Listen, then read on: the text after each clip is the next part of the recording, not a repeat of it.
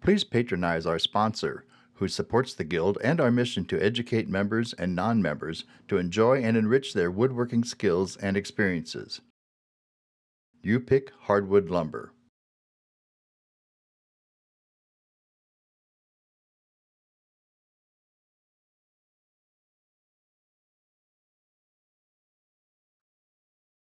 Welcome to the August meeting for St. Louis Woodworkers Guild. Good to be with you.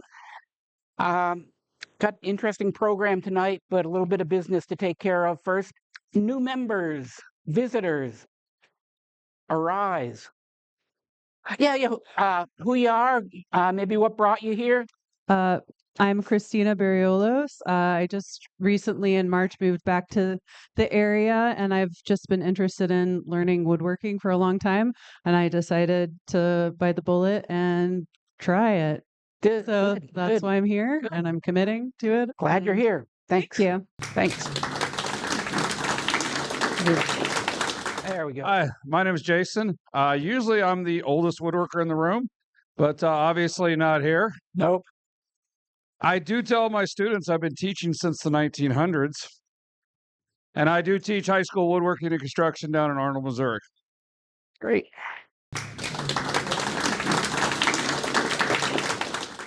Any other visitors, new members? Okay, great. Well, again, welcome. Guild classes coming up. We have the 3D ornaments and carving coming at the end of the month. The monthly shop safety coming up September 3rd, which for newer people, that's a prerequisite to access to the shop and classes. We're big on 10 fingers in and out. Yeah, it's a big thing. And then that small table miter sled that was postponed, it's running again, but it's full. That's thin. If you got ideas for a class, ideally a class you want to teach, please let us know. It'd be good to get more classes going. But seriously, it'd be nice to flesh out that agenda a bit. And that doesn't include things that are already running, like the fundamentals class that you're already in it. The 3D class so far only has one person signed up. Ooh. We still have room for three more. So yeah, we'll be learning how to design a 3D ornament and scrolls and cut it in a scroll saw. Okay. If scroll saws and ornaments are your thing, that'd be a great opportunity. Art fair coming up.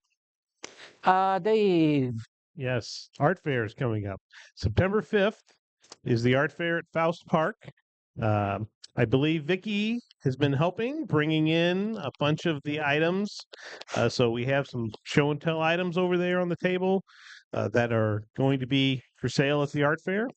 And we have about 50 items, I think, so far. We need more. Yes, we do. But that's about how many we have. So yeah, more stuff to build, and we also need people to sign up for working the fair. We do. I have it set at 2-hour sessions at 8 to 9 is set up, and then 9 to 11, 11 to 1, 1 to 3, and 3 to 5, because he runs from 9 to 5, I do believe, this year, which is an hour longer than what it had been in the past. And then we need to a little bit of help tearing some stuff down too. So a little bit of time after that as well. Sounds good. And people should see you if they're ready to sign up. I have the sign up sheet. It is here. Okay. So yes, see me. Yeah. Great opportunity to promote the guild and get some craft out in the community. Correct. So all good. Thank you. Very well. Question and answer time. Things that you're stumped with, something that you want to get some help with. I was turning some needle boxes for the art fair. Yeah. Okay. And I had an oak piece of wood, cut it, and put in some cocobolo. Okay, a thin stripe of cocobolo. Okay. Started sanding and turning it, and where it had been super glued, CA glued together, it popped right off. Okay. I took it off, tried super glue again, popped right off. Tried 5-minute epoxy, popped right off. Any suggestions? Cocobola is notoriously oily wood. So what you want to do is clean it with acetone before you glue it, and that will make it adhere somewhat better. Okay, we have one from the mailbag. The president at SLWG gets some fascinating mail, sometimes even useful. I have 4 boards made of pecan. They measure 23 wide, 70 inches long. Yeah, that's the critical factor here, 23 inches wide. My planer just cries when it thinks about something like that. Seriously, 23 wide, 70 long, 1 7/8, trying to cut it down to 1 inch, which I'm a newbie, but that's a lot of wood getting chewed up too. If somebody has a suggestion for that, maybe come find me after the meeting and we'll get it back to them. Or you got one? Yeah. Just go to find a mill that can cut it. Yeah, just I'm a newbie, but it seemed like they're chewing a lot of wood to plane out half of it. I'm sorry? Grafton Sawmill. Okay, thanks. I'll get that back to him tonight. I knew there was an answer somewhere among this group. Okay, nothing else on question and answer. We are flying through the business tonight. We are flying through. Show and tell. Last month, I won the raffle for that gorgeous rock maple that Jerry brought in, and I mean, it's beautiful. It's, what do you tell me? Almost 200 years old. This wood. So with it, I just cut it and oiled it and made a charcuterie board. Nice. Very simple. And then on another piece, I had taken a class at Rockler on making the cheese board. So, you know, I was this old when I learned that I could use my miter saw and have it stop at a certain depth. Anyway, so I made 2 of these, one for me and then one's for the art fair on that other table. So that was fun. Then, sometime back, I did a pour and did more pour and more pour. And before I know it, this thing weighs close to 20 pounds. And it's got a little piece of wood in it. So I guess it's a woodworking project, but it's a ton of epoxy. And I finally got some handles on it. And it's a charcuterie board as well that my partner says I can't donate to the art fair because he thinks we should keep it. It's got a nice shine to it. Okay. And you have to talk to John. It's okay. So then, maybe 5 years ago now, a friend of mine gifted me some oak that was from his property. And he gifted me about 5 pieces. And I promised I would make him a charcuterie board. So, David, where are you? I finally got it done. And this one's for you. Thank you. You're welcome.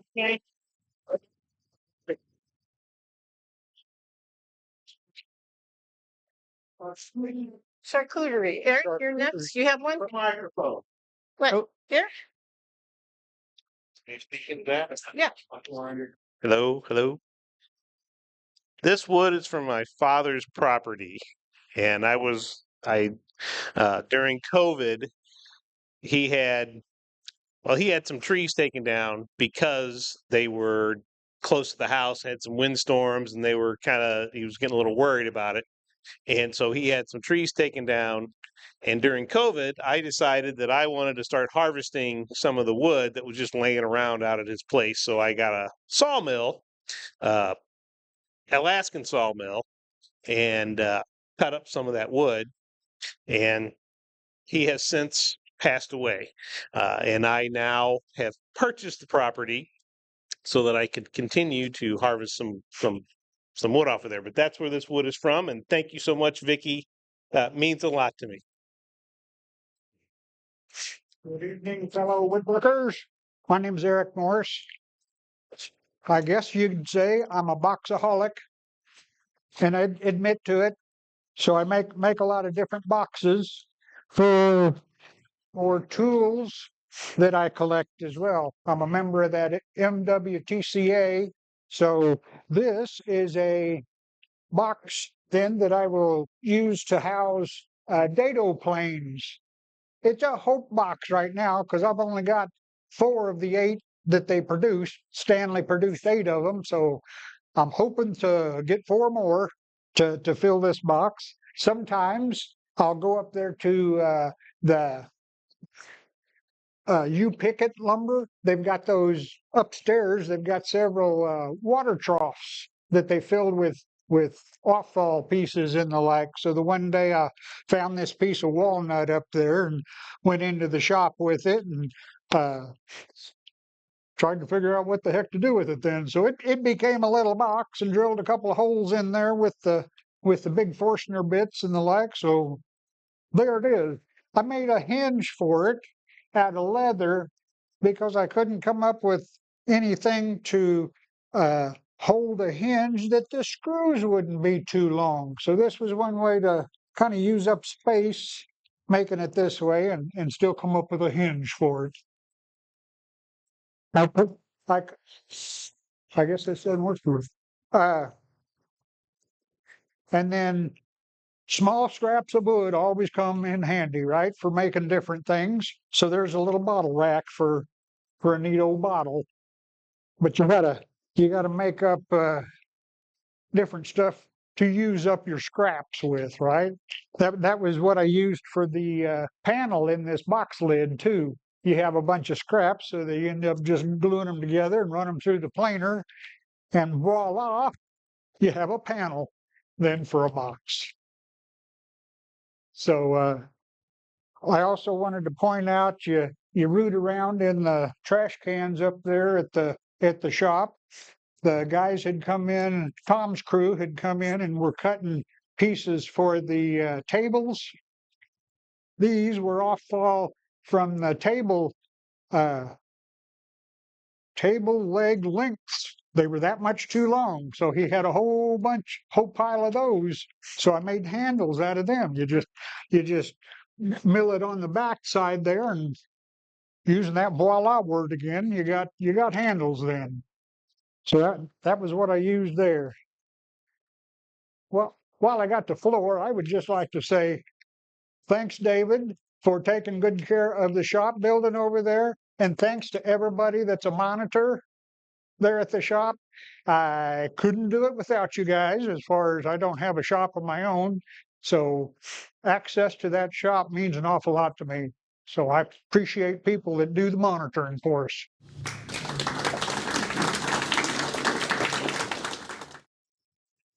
So I am Brad Bernhardt, and I need to thank Mike Stoll for inspiring me to finally build this cabinet.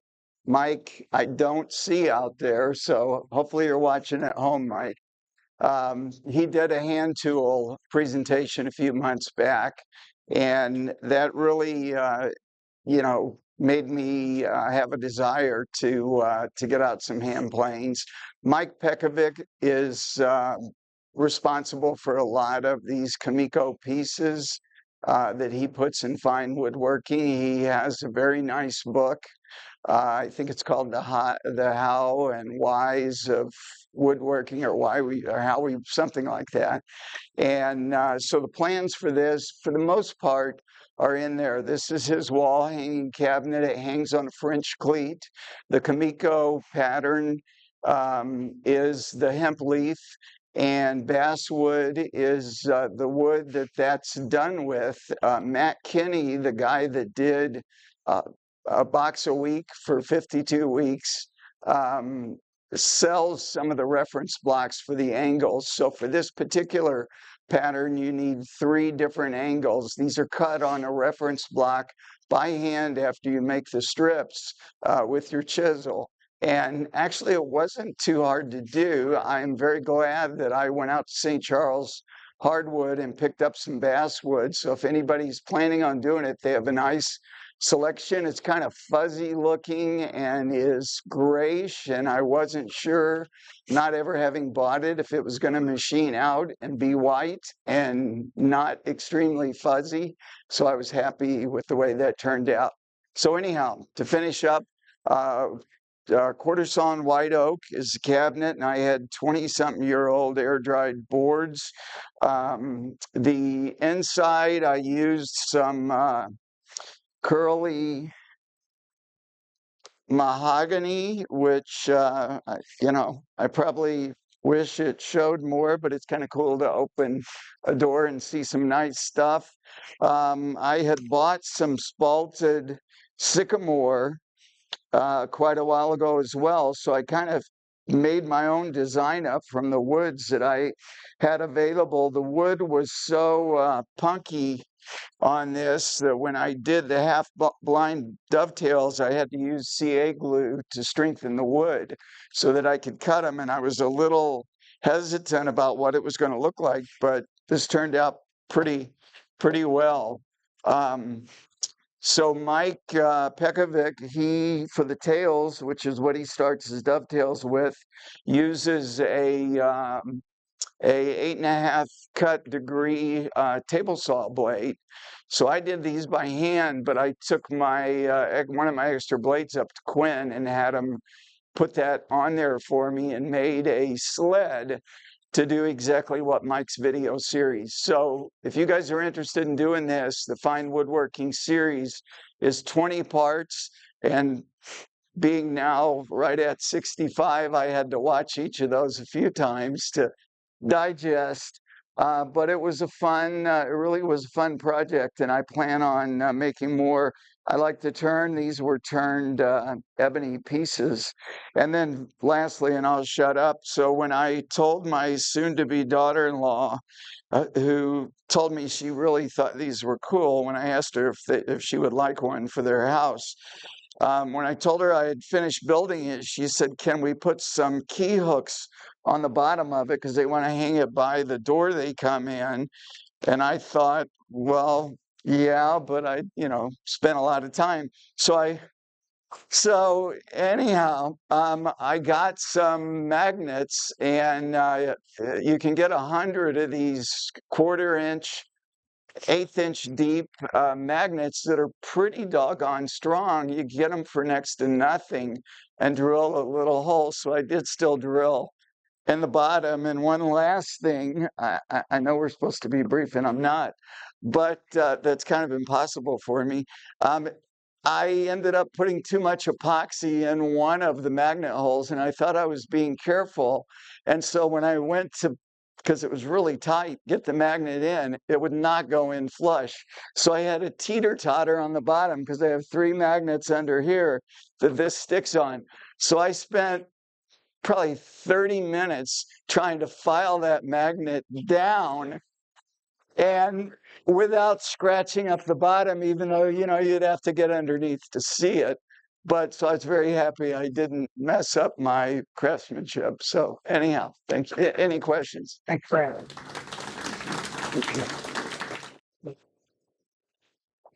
Okay, Keith gets it.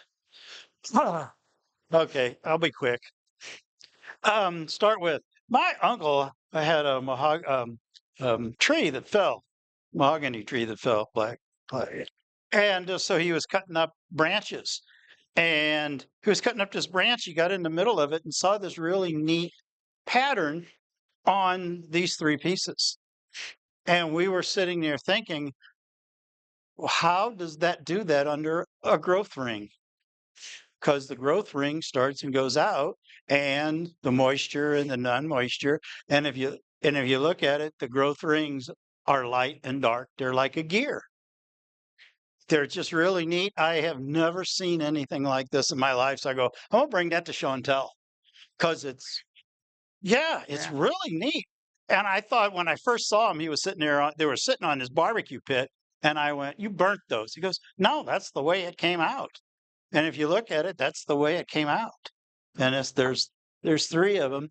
So I lacquered both sides of them because they started to really dry out. I didn't want to put paint on them because I wanted to use them for show and tell. I think I want to cut them down. I'm going to make cup trivets out of them for them because they're just so interesting and neat that I've never seen any. Has anybody ever seen anything like that on a growth ring? It's really interesting. They're really neat. Last month Wayne had a little light, magnet light that you put on your machines that a lot of people had, and I went, I've got this thing. I don't know how many people have ever heard of this thing, but this is a doobie. A doobie or Adobe or it's this one for mine is old. My table saw broke a few weeks ago, and so I had to get out a manual to see how to put it back together again. And all what happened was the screw came out, the motor flopped, and it went everything else. So I looked and see when I bought it. Right, 1984, and that thing is still perfect. Shortly after that, I bought this thing. It's a doobie. It was inline industry, but since then, Peachtree bought them out. This thing's on my saw and it never comes off. It is the safest, one of the safest sleds for the saw. I use it a lot for everything. When I'm working on something, I always mark here. You can see on my slide here that I got a mark on, and so you can cut a piece of board out that far and be exact every time you do this. I use this when I make picture frames, and I teach people to do picture frames. It's the best that I have found. You want to do different size. You have all of the different markings up here. So you just slide up 45 degrees, set it right on there, and every one of your cuts are going to be right on 45 degrees. The other thing that's neat is I have about 3 end pieces. You can make your own end piece. And I have ones that are just cut for 45s, and I have one cut for 22.5. And I have another one, but I don't use that one that often. But this is the neatest, safest sled that I've ever come across. And as old as it is, it's still as good as the day that I do. The only thing that I do every now and then is I realign the angle to the fence, to the blade, and you do that by this little screw here, and you set up a board and you put A, B, C, D, and you keep adjusting this. So I adjusted a lot. And then I got to the point I go, God, I can't remember what size Allen wrench it is. So 1/8 inch. But if you ever get a chance, these things are well worth it. And I would say if you could buy one, find it because they're great. It very rarely comes off my table saw unless I'm doing potatoes. I don't want. What's that? Yeah, all it was a bolt came out of the side. A bolt held the motor. It was spring loaded, and there was this bolt that held it, and it was supposed to be loose because the motor has to flex up and down. It's a rigid. And so this time when I put it in there, I put some, I got it to the point where I screwed it back out. That's what I want. I put some red Loctite in it. That sucker back in there, it ain't coming out. Thanks, Brian.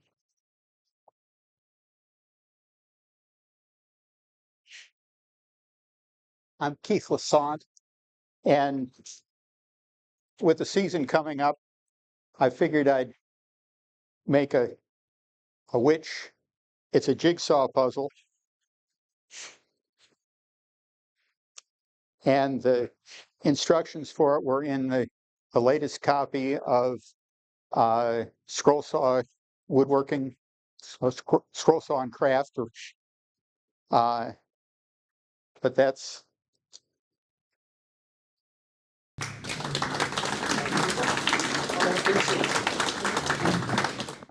Hello, I'm Bob Castigar. About 3 years ago, well, about 5 years ago, we had COVID. During COVID, we had a presentation from a gentleman who taught us how to do string inlay. Tonight's presentation by Dr. J is going to be about how to do string inlay. So about 5 years ago, I thought this was fascinating. I had a jewelry box I was working on for one of the nieces, and I thought it would be really cool to do some string inlay like Dr. J has on his box, but I didn't have the tools. Okay, we're woodworkers. If there's a tool we don't have, we go find it, right? So I went on the internet, where we all go for tools, and found out that A, they were booger bear expensive. B, they didn't have any anymore. Whoever they were kind of in between manufacturing, the guy who did it before stopped. They ran out of the supply. Okay, I am not going to be beat by the fact there's no tools out there. I took machine classes, man. I can make my own stuff. So there are actually 4 tools that you use mostly for string inlay. One is a cutter that you make that you run along the board to cut straight inlay grooves. Okay. Basically, I had seen an article by a guy named Chuck Bender who teaches classes in inlay woodworking, and he has his students make these for the class. And I figured, well, if they make them for the class, they have to hold up reasonably well. And it really is a modified marking gauge, is what you're seeing there. Okay. So I redesigned it ever so slightly to be a little bit more strong for my purposes. I inlaid brass because I thought that would make a nice wear surface. And they turned out pretty good. Is what I got to tell you about the brass, okay? I routed a groove into the maple block. I made the maple block fit my hand because basically I hold it like this, okay? I routed a groove in there and I wanted to put the screws to hold the brass plate in. So I made the groove not quite as deep as the brass would be. And I wanted to put the brass in there and get it to hold while I'm making the screw holes and putting the screws in. So I super glued the brass into that channel. I did machine the screws and put them in. And then I took the whole thing on a sander to clean it up and make it all nice and flat and straight. Okay. This is a safety warning for y'all. Okay. It worked beautifully. It machined the parts perfectly, but at some temperature, the sandpaper and the brass heat up quite a bit, and the super glue goes and smokes. Okay. Don't get super glue hot. It's kind of a warning there. And it stinks too. So basically, I made this one with a small cutter for cutting straight grooves. I made a second one that looks incredibly like the first one that you use with an X-Acto knife against the edge of a ruler, and it cuts the strings perfectly. And it's adjustable so that you can cut whatever thickness of strings you want to do. Strings are normally, Jay will tell me if I'm wrong here, 32nd of an inch or a 16th of an inch or an eighth of an inch. Yeah. So you can change these to adjust to whatever thickness you decide you're going to do. So that one's for cutting the strings. In his picture, he makes a third one that he puts a drill bit in, so he can take an 1/8 inch drill bit and he grinds the bottom flat for cleaning up the channels. I found for the one project I've done, I didn't need that. So I actually have an extra one. So why I made 3, I don't know, I was at it. Now, the other thing you need is if you're going to do the curves on there, you need a curve cutting one. So I made my own curve cutting one. Obviously, I never even got around to finishing up this piece. This is just scrap maple I was using at the time, but it worked great for the project. I need to come back and clean this up sometime. Basically, you have a compass point, hardened tool steel, a tool steel cutter to cut that groove, and you can adjust this to whatever radius you need and lock it in place. Little brass work. These were stainless steel, so this is probably the only part that most woodworkers couldn't do themselves is tapping the end of the stainless steel. The rest of this is fairly doable. Made use of a lot of little brass threaded inserts for the threading parts so that they lock in place nice. So if you decide that you like Jay's presentation tonight and you would wish to try string inlay, I'm not going to disappoint you, Leo. I did make drawings. People that had a lot of those tools. I'm sorry? Some are available, some are not. I think Jay is going to go into that. But basically, I made my own because I couldn't find them. So when you get a chance, come take a look and see if you think they're usable to your standards. Thank you. Okay, thanks, Bob.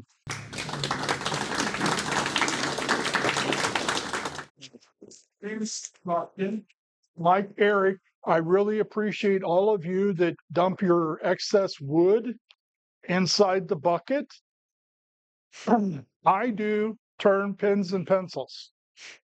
I'm donating these 3 sets. Somebody threw away some walnut. Of course, I grabbed it out of the barrel, took it back home, and I turned my pens. So I really appreciate you guys doing that. Also, I'm going to be teaching a class in a couple weeks on carving. This is what we're going to be carving. Now, it can be this, the wizard, or it can be a Santa Claus. You're going to learn how to do either one. You're going to have the option to be able to do 3 of them. Okay? It will only take you, these are what's called, if you're a really good carver, these are called 5-minute projects. Now, I think I'm an average carver, and it usually takes me about a half hour. The new people, it usually takes about an hour, hour and a half. And then once we're done, once you get one of them done, then you've got something to go by to be able to finish the other 2 on the same stick of wood. So that way you end up with 3 of them on one piece of wood. And then you get to take them home and you decide how you're going to cut them off or separate them or leave them all together and paint them. Once you've been to the class and you learn the basics of that, then you can start doing things like this. These are usually about an hour or 2 hours worth of carving. Once you get past this, then you can start going to some classes and get some rough outs and then actually start doing those. Those take a little longer. Okay? Thank you. Okay, a lot of good craft on display tonight. Thanks for sharing. It's good to see what people are doing and good inspiration for our own work. Before we move to the raffle, only 30 seconds. Tom Tierney, who manages the Home Sweet Home table program, wasn't able to be with us tonight. If you have a table in transit with you, Wayne has volunteered to babysit it. Any other business we need to take care of before we move to the main program? Vicki. You know, we got all of that pew wood from a church, and Dan created these beautiful cutting boards from them for the art fair. So it's just amazing the talent that we have in this organization. And so we've got 4 of these that we'll be selling at the art fair. So you've got 2 weeks to get your items to us, and we are happy to take them at the shop or contact David and we'll figure out a way to get them from you. Thank you. Thanks. Okay. A small accent wood table sitting out front there, and I have a little note on it because I have no idea what to charge for this. Okay, it's a beautiful table with nice spalting, etc. When I did it with Google AI, they said $250 to $600. I don't think so. So, but so I have no idea what to charge. So I put a little piece of paper on there. If you want to go by and figure out write down not what you're bidding on, it's just what you'd think people would pay for. Yeah, for the art fair. Thanks. I didn't really come to be prepared to give up everything I've got, but I've got a lot of Hawaiian koa lots that would more than fill a pickup truck to the top of the cab. I mean, I don't know how many board feet of it I've got, but it's a bunch. And I've also got Hawaiian mango, not as much, but and some of these go from 8 by 8 by 2 feet or 4 feet, but a lot of them are just 1 inch boards. They go from 4 to 8 inches wide and 4 to 8 feet long. Some of it looks like this. It's pretty crazy wood. A light on it for you. It's beautiful. It changes, it reverses its color when you turn. It's crazy stuff. Anyway, I've got that and mango. I've got a little bit of maple. I've got some lychee and some mahogany. Anyway, and I've had it for years. I brought it back from Hawaii on about 6 different trips from 1996 through 2006, and it's been stored in my garage ever since. And I just need to get rid of it. So it's not cheap wood, but I've already shipped it back. Anyway, if you're interested, come by and I can get your name and number, or you can get mine or whatever. Okay. Great. Thanks. Okay, great sharing. Anything else? Okay, string inlay with Jay and Adam. So this is Jay's spice cabinet. I'm going to tell you a little bit about this first. So Jay made this as his apprenticeship project at Mark Adams. He brought this in 2015, maybe, to the Woodworkers Guild when we were back in Creve Coeur. This project right here, this display, is what made me start going to Mark Adams and made me think, I want to be a master so I could do something half as good as this. So that's my introduction to this box. This is a Steve Latta creation. I think Steve Latta copied the Federalist design. I don't know how much influence Steve actually had on this, but Jay took his apprenticeship with Steve Latta, made this spice cabinet. The inlay here is very indicative of Federalist furniture, the string and berry inlay here. And so that's what we're going to talk about tonight. So there's also inlay on the inside of the box there. Jay made the box with some walnut burl veneer on the front, but all the drawers and whatnot are just beautiful walnut here. So string inlay is done by cutting a slot into the wood. Jay will come up and talk about the different tools and their uses. But first, we're going to show a little video of Steve Latta cutting the curved one. So Bob Castigar talked a little bit about some of the tools.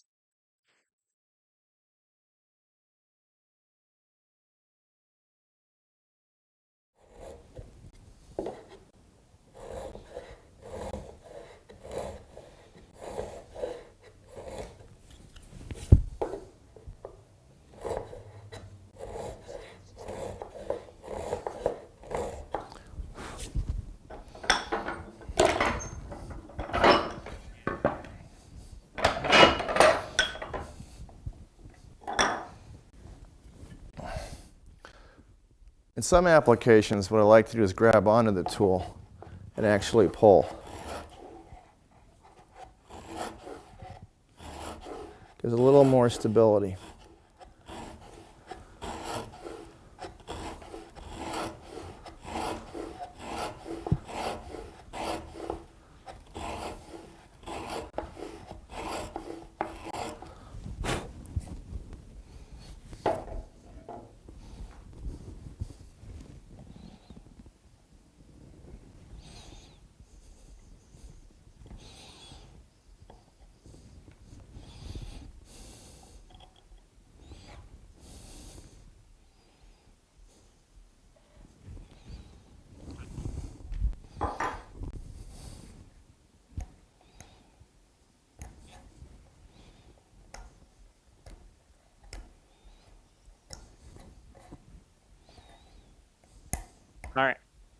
So Steve's cutting he's cutting the straight lines that would go on the edge.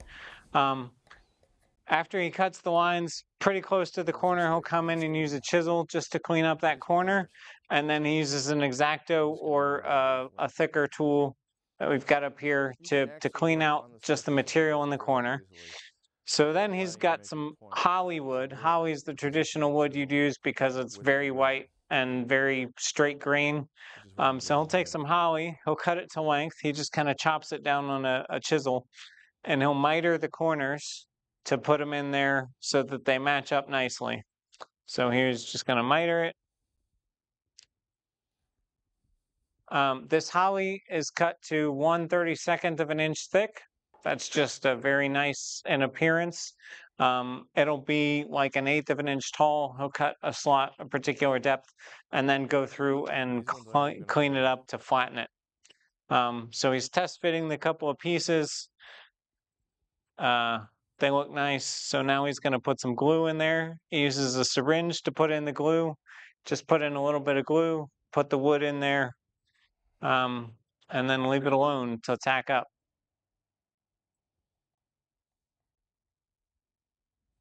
We decided it'd be better if Steve could demonstrate this because we weren't sure how well it'd go if we did it.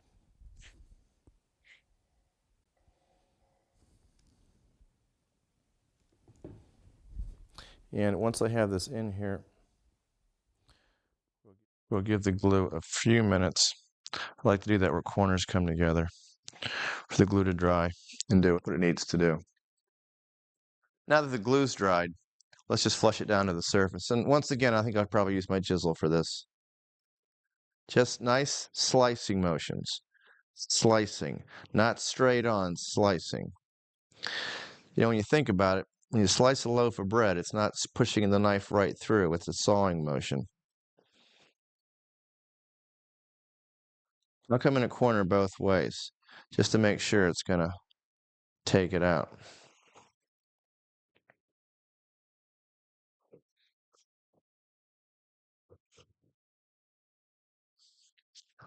Once again, whether or not this technique's going to work depends a lot on the material that you're using. If it's pretty straight-grained material, you can do that just as with a hand plane without things tearing out. If the grain's going all over the place, then this won't work as well, and you run the distinct risk of taking a chunk out below the surface. When that happens, you're going to have to probably resaw through the groove and refill it. Now this one worked out very well, giving us a full radius in the corner. Turned out very cleanly. Now let's see what's involved in spinning an entire circle. Steve cutting the straight grain. He actually had the pieces in there. You do the curved inlay with the compass tool that Bob showed. I want to say for his tools, I don't know what you did, Bob, but he uses 2 cutters to make it like a saw so that you don't tear out the edges and don't catch the grain line. So it gets him a nice, good curve there. So I guess, sorry, Dave, if you want to show the curve video real quick.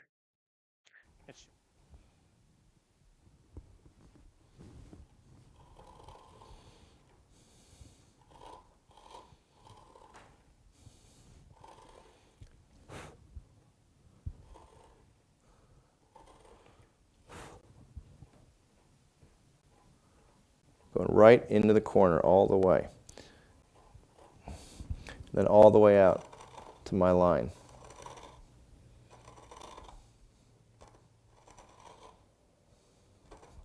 You know, the more you do this, the more you get a feel of how hard you can push on the pivot point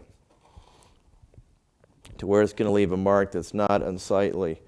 But you don't want to push so lightly that the tool jumps out of the groove. Clean out my corner. I'm going all the way into the corner here.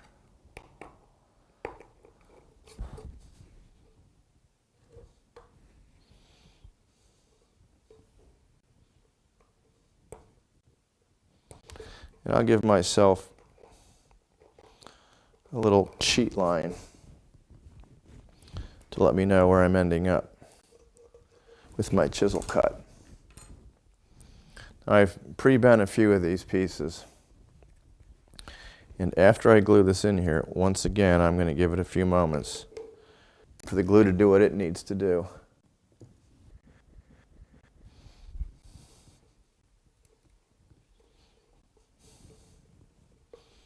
Press it in.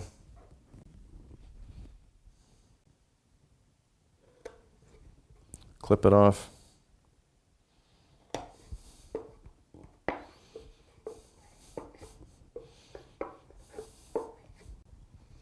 Press it down. Use something, whatever is available, other than your cutting tool, to get the glue out of there. And then it's always a good idea to give this a few minutes for that glue to tack up. Scrape it down. Not going all the way. I just want to leave a little bit proud of the surface. So that's, I mean, the essence of the string inlays. You're taking a sheet of holly veneer, you're cutting it to a thickness, and then you're cutting grooves into the wood to lay it all out. When it comes to the berries, so one of the things, he cut the curves first because his Trammel point for his compass, the pivot point was on that line. So he'll cut the curve, and then you're just going to cover up that pivot point where you've marred up the surface by putting in the straight inlay in there. So that was one of these corners here from the chest. And then the berries are just kind of a drill press in, a very careful, thin drill press in, that you then put a dowel in and trim it flush. One of the things, he trimmed up the surface of the holly to flatten it. He used the chisel bevel side down. Bevel side down will help prevent it from digging into the grain and pulling up more grain than you want. Again, holly's a pretty straight grain wood, so that's less of a problem. If you were to do this with curly maple, you would not have a good time. Anything else you want me to cover, Jay? Okay. Jay's going to come talk about the tools. So I'm Jay Noffsinger, past president of the Guild. The reason I asked for help when Bob asked me to do this presentation to begin with was some of you know, some of you, many of you don't know, that I noticed about a year and a half ago that I started having issues with memory and remembering especially words and stuff like that. And I didn't want to be embarrassed with not being able to speak more fluently, because I've been a public speaker for most of my life, about 40 years as a medical school professor and so on. So it's difficult to not be able to do things that I used to be able to do. So if I lose my way, Adam promised to help me. So when I asked for help, Adam stood up. He was the first one, and I really appreciate it. So thank you, Adam.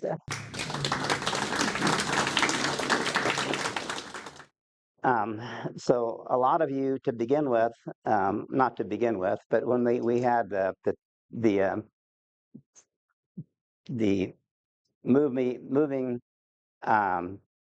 shows, woodworking shows, St. Louis had them. They even had two for a while, and the one that was the St. Louis show was actually in Collinsville, Illinois, about 5 miles from where I live. So of course I went to them like a lot of you did, and so on. At one of the shows, they had a display of models and books and things like that, and one of them happened to be this. So I was kind of struck by this, which is this. And so I picked it up, and that was my beginning of falling in love with thinking I needed to learn how to do this string inlay and so on. So it kind of got to the back burner. If somebody wants to pick these up, you can pass them around then. Somebody when it started around. Cotton press was one of the common ones. And Steve Latta, that's his design. I mean, literally, that is his design. And here, that came with plans, so you can pass these around then too. So I like plans. One of the things I am not good at is to design things. I'd like to have somebody else do the design so I can do the work. So I've kind of put it on the back burner for a little while. And then at some point, I was going to Mark Adams School for quite some time already, especially when I was able to go to part-time and then to be completely retired. And when I would go to class, the classes are typically a um, 5-day is a complete class. And he would also then have a 2-day weekend class and so on. So I would kind of look for a class that was 5 days, but then also to add on to that a 2-day weekend thing. Because if I got to 7 days, then it was cheaper to get the hotel room and everything. So it just so happened that one of the classes happened to be called Pattern Inlay and Decorative Borders with Steve Latta. And so that was just the weekend workshop. And that was my introduction to Steve. So we became very good friends after that. One of the things that we're going to talk about, these spatial tools that are absolutely positively Steve Latta's design. But you can, if you wanted to, because we're going to talk about how expensive those tools are to get the ones that he's made. But you can take a Dremel and make the little buzzing thing the same thickness of the tool and so on. And then you just have to make something that you can have it guide around whatever you do. So you can kind of freehand if you wanted to do something like this. I like plans, so I don't like to do freehand kind of stuff like this. So the next thing that happened then, though, I got to the point of I only needed an apprenticeship. The apprenticeship at Mark Adams is 2 weeks long. And you can kind of pick what you want. You can kind of, first of all, you can pick who the professors are, who the people teaching it are, and you can pick when it is and stuff like that. Well, guess what? Just so happened that Steve Latta was doing the apprenticeship that year. He never did it before then. I don't think he's ever done it since, but I lucked out. So Steve happened to be doing the apprenticeship, so I said, now, there you go. So now I'm going to take my plans and everything and be learning from the professor, from the guy that really is known for the federal style and everything. So that was wonderful. The other thing I kind of liked was most of the apprenticeships, like Adam's going to be going to, I think his is straight 2 weeks. I like the idea of having a break in between. So when Steve did it, he had the 1 week, and then I think maybe 6 to 8 weeks off, and then you came back. And I like that because I could be doing homework and getting things done before I came back the next time. So that's the total of just that 2 weeks. I'm pretty sure ultimately at the end, 9 months. I can say it took me 9 months to kind of completely finish to my satisfaction and so on, this particular box and everything. So let's talk again a little bit more closely about with some of the tools. And you can start passing them around then, and you can kind of look at it and kind of get the idea of how, and you could see on his demonstration and so on, if you have something to have a straight line, and then you put this down on there and you slide it along. You saw Steve kind of going back and forth and so on. So what you need is actually a mini saw. So in here, instead of that just being a knife kind of thing, it's actually like a saw blade, because this going back and forth, then you're sawing a groove that is 0.030 inches. So, and the idea of that being consistent is that then you can make your pieces that fit into that groove, and they have to be the same thickness to fit into that groove. So if you have a tool like this, it's consistent. Every time you do it, that's going to be the same width of the thing. You can also adjust it for the depth, so you can make it so that you can go a little bit farther and farther and make it a little bit deeper. What you can't do is to have the piece that you're fitting in there drop below the surface because you're screwed. So if anything, you want it to be slightly above, and then you can see you can kind of scrape it off and everything. So this is called the straight line tool.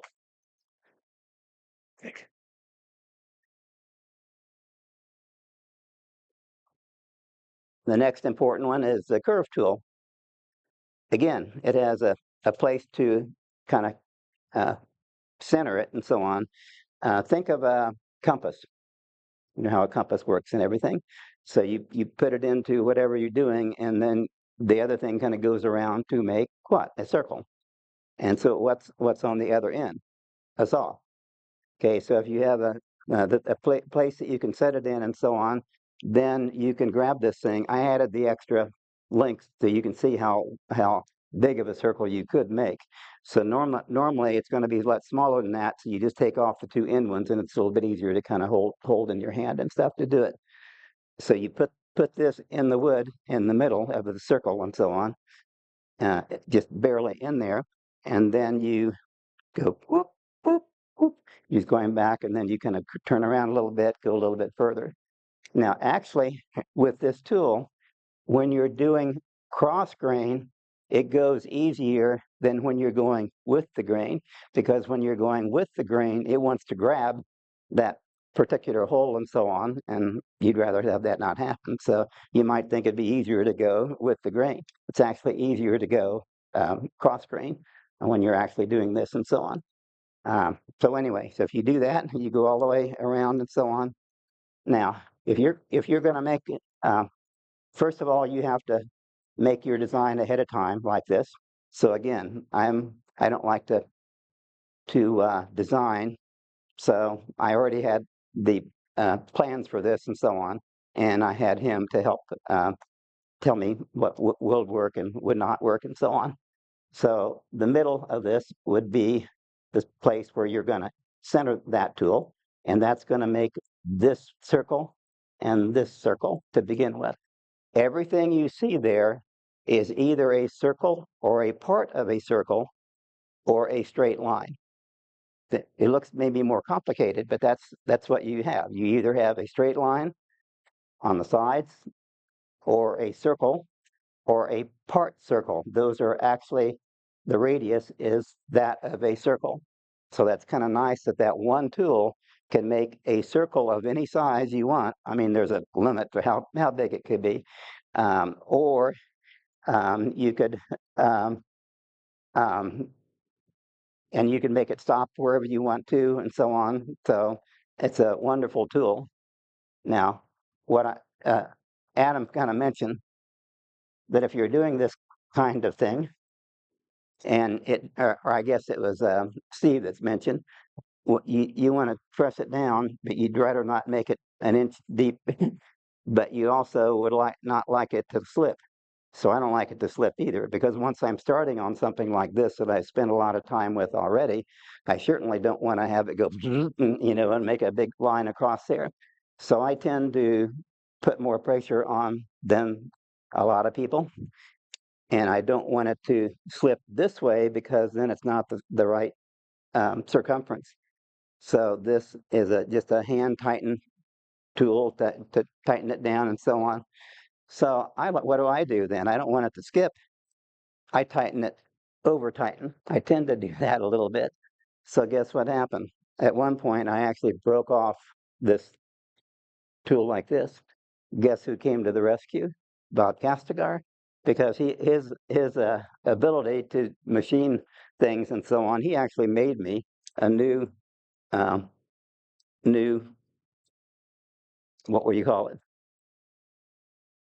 Yeah, the neural knob. And then I think I had already routed out, or whatever you want to call it, the die, to make a new groove and everything. So that thanks to him, I didn't have to go buy a new tool. Okay, so this is the second one. Sharp, a lot of sharp things. So, in fact, I just cut my little finger.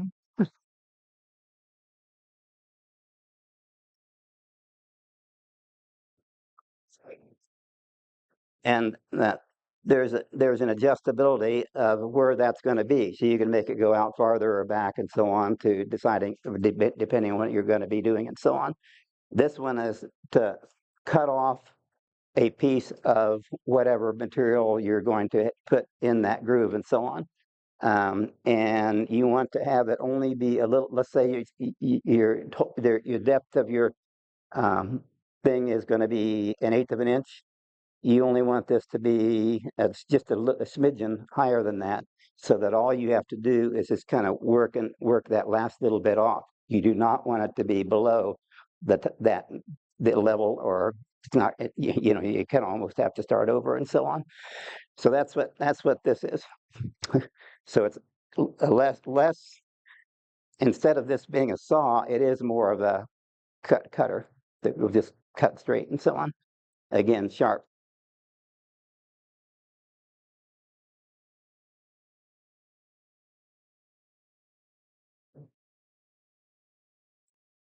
My wife does quilting, and so I don't know if any of you are quilters out there, but this thing is just a small size of something that my other one is like 3 feet by 2 feet, a big, great big thing like that, and it's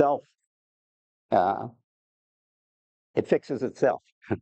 So I got the idea that instead of doing that, I could take this is not an Olfa brand, but an Olfa cutter, which is a rotary. It's a rotary cutter. Olfa is one of the brands that make it and so on. Some of them are a lot bigger than that. But as long as you can put this is laying on the ground, and you can control the this is going to be straight and it's not going to move or whatever. If you can do that, I think this goes a lot quicker than using that third tool that I just gave you and so on. I guess I didn't save money because I already got the 4 tools anyway. So if you want to, again, these could really be sharp. Sure. I got it closed, I think.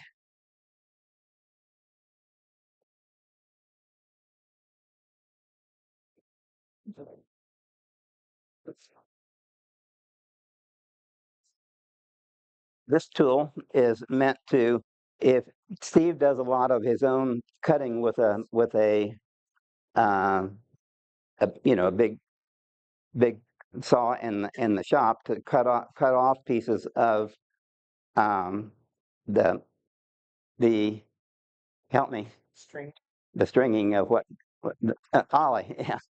So if you've done that, it's not going to be the right thickness. So if it's going to be, to make it the right thickness, you have these 2 things on the top. You can set your piece in there and just pull it along there. One of them is farther in, that one's open a little bit further. This one, if you do it several times, guess what? It ends up, it's like you're sanding it down to exactly the thickness you want to.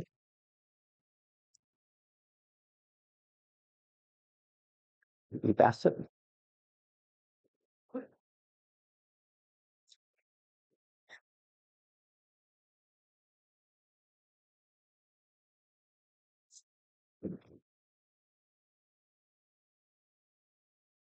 Holly has become harder and harder to find, to purchase yourself and so on. This is a piece of holly. So there are holly trees. We're not talking about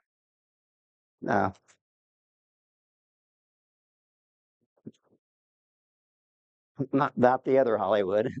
We're talking about actually hollow trees, holly trees that are very white, very light colored and so on. So I found a place, and I have a business card up here if anybody's interested, where I can get to that person and actually have him. He actually does the being sure, feeling it. It comes out exactly the right thinness that you want to. And that's a pretty big piece and so on. Again, not inexpensive and so on. But so be a little careful. Don't break it in two for me. Okay. But that's a piece of holly. Good. So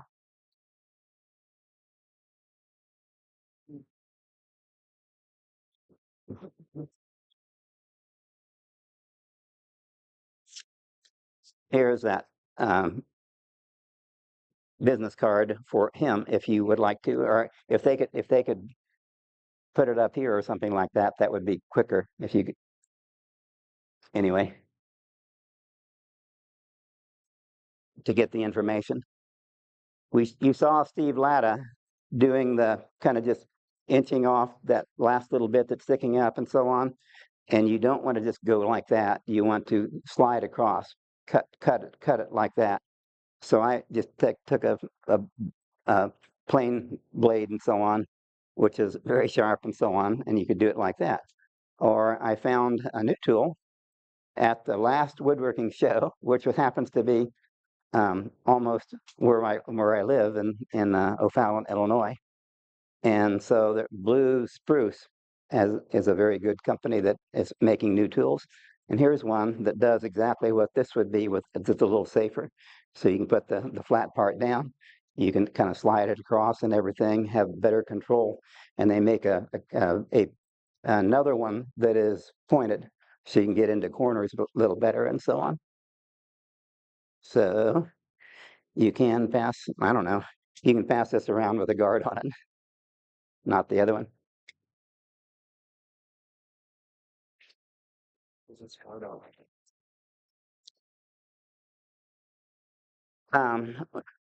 Steve talked about not making too big of a hole, because if you're using the circle maker and so on, and you're pressing it down fairly hard, after a while, it's going to kind of get a bit deeper and deeper hole. And so then you have to, it's not a big deal, because you take a little bit of sawdust of the same wood you're using and do some epoxy, mix it up and so on, make a slush and one little dab there, and you can do it. But the other way you can do it is you can take a piece of acrylic, just a clear acrylic, double-sided tape, and tape it to that your center is right at the center where you want it, and you can make the teeniest of holes you can and so on. And now you can put your all of the things are gone now, but you can put the thing that you're going to use for around right into that little hole, and you're not having it go into the wood. So that's another way you can keep that from happening.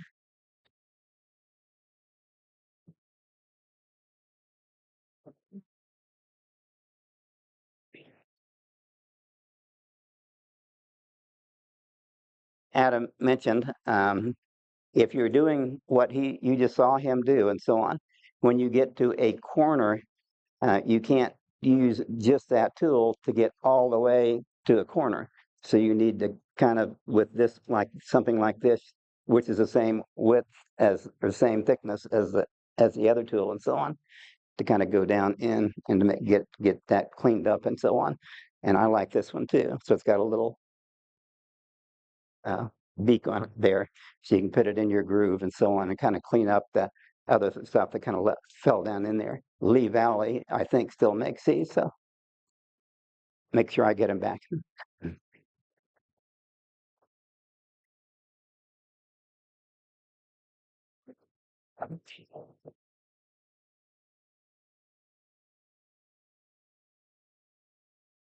So a good rule of woodworking is when you're trying to make something that's complicated and you're going to treasure forever, don't start with your finished piece. Start with a practice piece, right? So this is my first practice piece of making that design on the front. It's a particle board. It isn't even regular wood. You can kind of progress up to maybe poplar or something like that. But I'll just give you an idea. If you put this, I have this one adjusted. So if you put it in the middle and I go around, notice it goes right in that groove. Could you see that? I mean, if you took a compass and made a circle, it met up at the end and everything, and you measured the circumference of that circle, and then you said, to make this 8-pointed thing, I'm going to divide whatever the circumference is by 8, and I'm just going to go, it won't work. I guarantee you it will not come out exactly the same place. These are called dividers. They're a diameter. You can go to any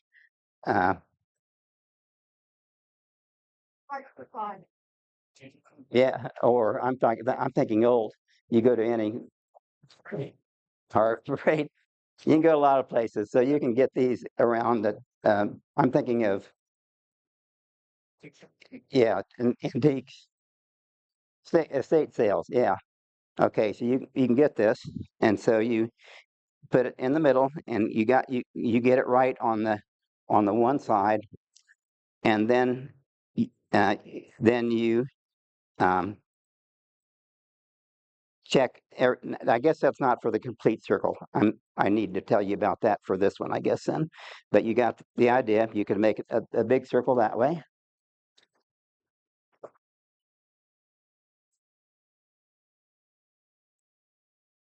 That's just for the next circle.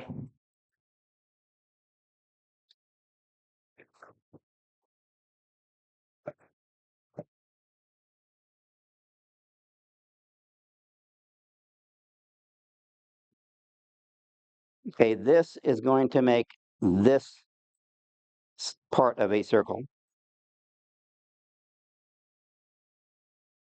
And it's going to come to a point right there. That's the one where if you do the measurement and everything, you have to be sure that before you think that you got it, you go like that. So that when you go all the way around like that, you hit the same hole. When you hit the same hole, you're good. So so when you start making these circles and so on, they're going to end up symmetrical.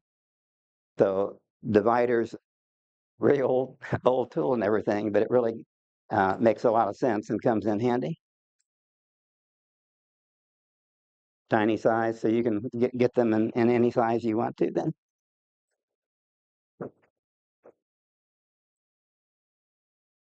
Some other things I'll pass around, then I'll talk a little bit more about this actual project. Adam mentioned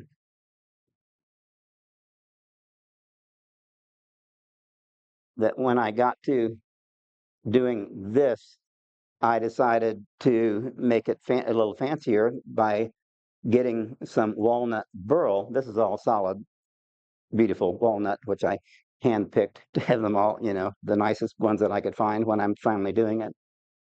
If you do veneer, you can get veneer with different kinds of woods and so on. You're going to have a hard time finding a big piece of walnut burl like that and cutting it into little slices and so on. So you can go to Woodcraft and so on, and they'll do that for you.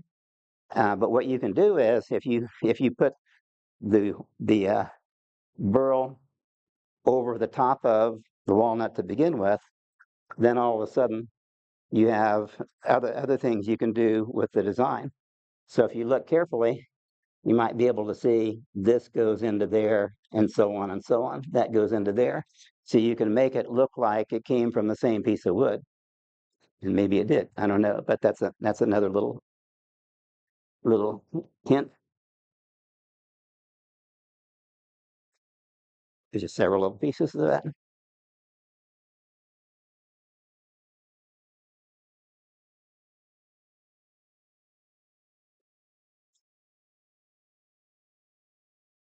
Now, it's hard to see from there, but when Adam mentioned the berries are just circular pieces of a different kind of wood that you're making to put in there, you want to have each of those look the same in the long run. So I made a little cheat thing to go around it, so I could when I'm done, I have the place to put the little holes. for the 3 holes and so on that are going in. So that's how I kind of kept that going. Oh, and I forgot, I brought some pieces of, or some little things that you can get fairly cheaply and so on. These are wonderful to put glue in a groove and so on like that. Forget the name of the company. So anyway, there's 3 of them there, so you can kind of pass them around and so on. So if you're doing that, you take the plunger out, put the glue in, then put the plunger back in on top of it, and then as you push, the glue is going to come out the other end. And it's a kind of a fine tip on the end, so works really very well then.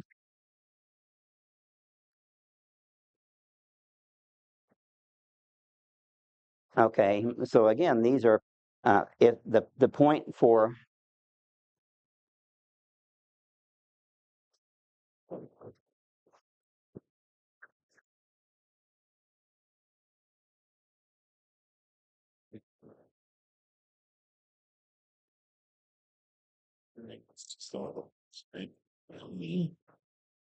yeah, that is it. So this little point is for there, and it goes right into the very tip there.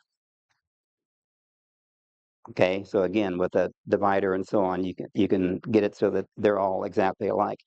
So that's these outside things. So this one is an 8-sided design, which is the same one that's on the picture of the one that kind of got me liking this spice box. It's called a Pennsylvania spice box. I really think that probably there's not many people who have these that use them for storing spice. I think it was kind of a sample of I'm rich. I think people who have that tended to be rich people and so on. So I think that's what they were mainly used for. So Steve told me one time somebody came in. He used to be a full-time teacher out on the East Coast someplace. Some lady came in.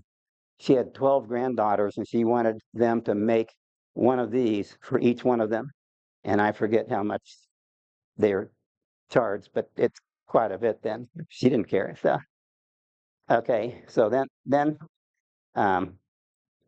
some other, what really makes a piece stand out is if you can make the reveal between there and there and there be about the same. So if you can do that by kind of messing around with it and using a plane and so on, so that's one of your plans. Same with these. It'd be nice if you could see the same reveal on each side of that. That would make it a nice thing. You can't do that by taking all these pieces and so on that should be like these should all be the same size, and that one and that one, they're not.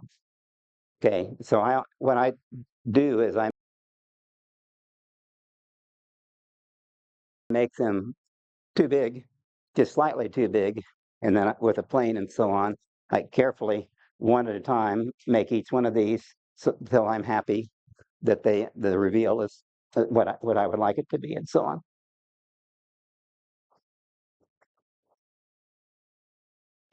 Everything, of course, has got fine, small dovetails and so on. This is my wife's jewelry box. Took everything out of it just so I could even lift that. Now, that wasn't because she had so much jewelry. It was because I can't lift like I used to either. But anyway, so that's an example. On this side, they actually make things that you can put in a box like that have a place where the rings can fit in there and so on. I like the dark blue and stuff.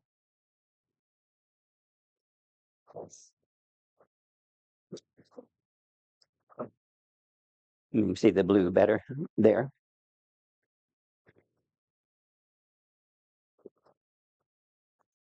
Now, one advantage of to add a little variety, this is 8-sided, 8 points. This has only got 6 points, and so on.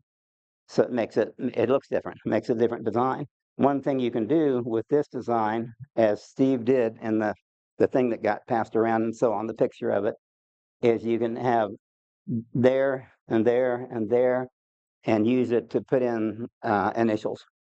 So he put in his wife's and his initials and everything for their wedding day and so on. He showed me how to do one of them. And I said, because I was thinking about doing it for my wife, I said, I'm never going to be able to. I needed a carver. I never am going to make it look as nice as I think the rest of it looks. So I don't know. I'm just going to make it the 6-sided thing, and I'm pretty happy with it.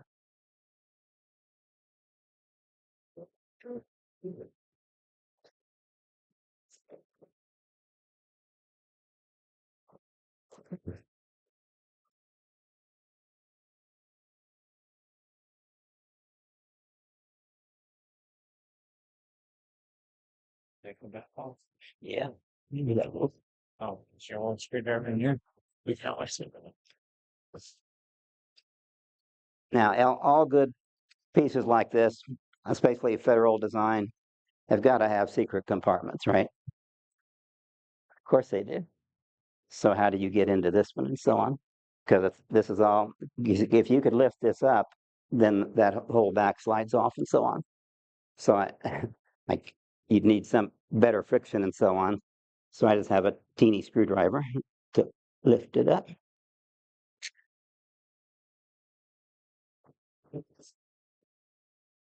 Okay, ready? Now remember what I said, that no two drawers are alike. They just aren't. So if you do it, plane it down and everything, so guess what I did? I marked every one of them so that if they got all taken out accidentally or whatever, I know exactly which one goes in which slot and so on. That's what those numbers are. I'll show you something else. Well, first of all, here's one secret compartment. Goes in that little hole. And the second secret compartment is up there.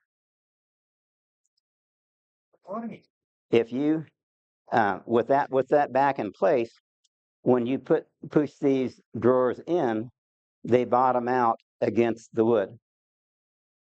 Okay, so one way of doing this so that you have to make sure that they all are going to end up at the same place and so on, you're doing them one at a time. So if you're doing it and leaving some extra wood at the back of this piece, and you first have it be too long, and then you go, just take a little bit off, test it again, and so on. So you can take just a minute amount off each time until finally, and it's right on the front. You're looking at the front, whether it fits properly or not. Notice I screwed up one place because these, I would be happier with how much extra wood that I didn't lose there. These, I could have made them an extra ½ inch there, put one more ring in. But by the time I started it and so on, and I had it working every way, I wasn't going to change that. So because when you put them in, they all bottom out where they're supposed to and so on. So we won't tell anybody, like good woodworkers know. You can either fix it or don't tell anybody or whatever. They may not know.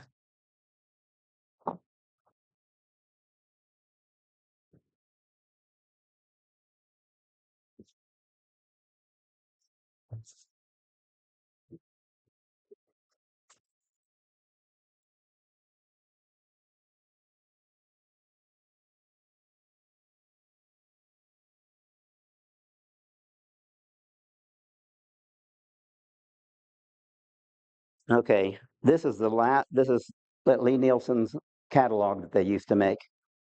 Guess what the date is? 2019. last one they ever made. Guess what happened in 2019 and 2020? COVID, right? It killed Lee Nielsen. Really, they really cut down. That's what happened with Steve Latta's tools and everything. They had to cut some things out. And they were good friends, Steve and Lee Nielsen and so on.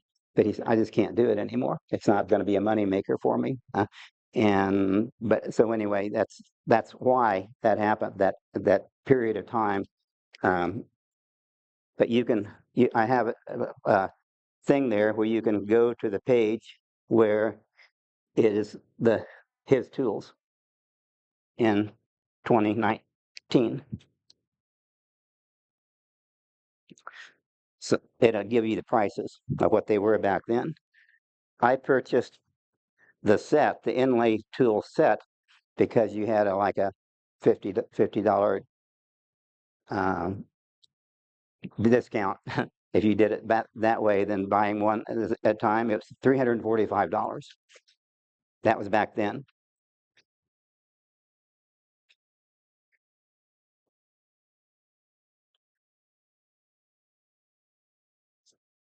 Now, and the company is Red Rose Reproductions. Just recently did they start doing this. I mean, literally within the last 6 months or so, they picked up talking to Lee Nielsen and obviously collaborating with Steve very much. They made these tools again to his liking. The radius cutter, which is the circle one, $185 just for that one tool. The straight cutter, $170. The slicing gauge, $170. The thickness gauge, $100. The total, if you buy them all, and you get $45 off, is $575. So if you today want to get a set of Steve Latta's tools from the manufacturer and so on, it's not inexpensive. What I'm worried about, Bob having told you about him making his own tools, is he's going to be inundated by a bunch of you who say, hey, Bob, could you make me a set of those tools and everything? So anyway, he's you know, it isn't going to be free from him either. And he's got a lot of other things that he probably could be doing instead of that then too. So, all right. So I guess I think I'm kind of to the point of asking for questions and so on then too. So I don't think I broke up too many times. And I apologize if I did. Jay, where did you get the Hollywood from and all the other inlays? Say that again. Where do you get the Hollywood from as far as that? I gave a business card to him, and he maybe is going to put it up here, or he at least has it and so on. That's where I found, and he was delightful. When I made my curved front drawer, and I had a line inlay or clear around the outside of that thing, I needed to have pieces that were like 4 feet long. So he was able to find nice pieces for me that are a minimum 4 feet long, and he micrometered them. He literally had them be the right thickness that I wanted without me having to use the other tool or anything.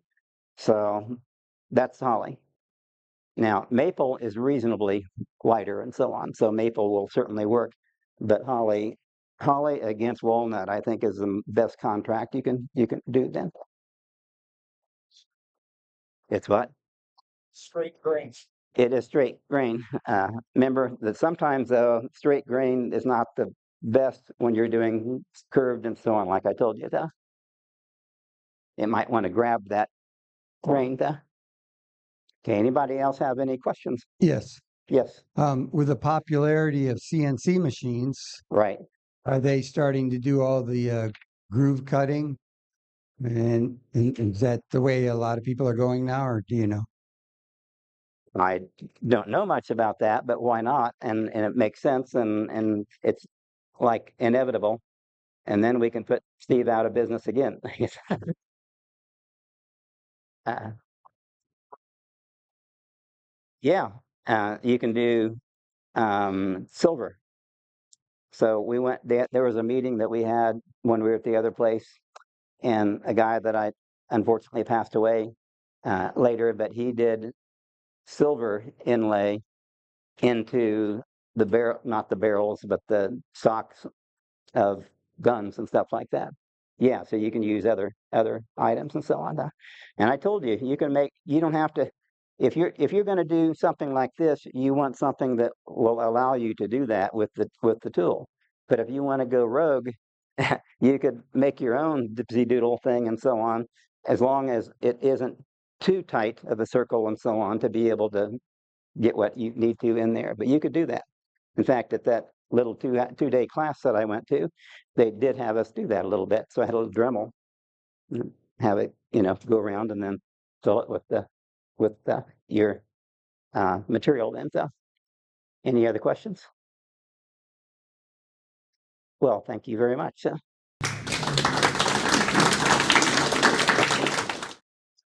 Okay, what a great night. A lot of good craftsmanship, a lot of fellowship, a lot of kindness in the group. After you sign up for the art fair, have a good trip home. I'll see you next month.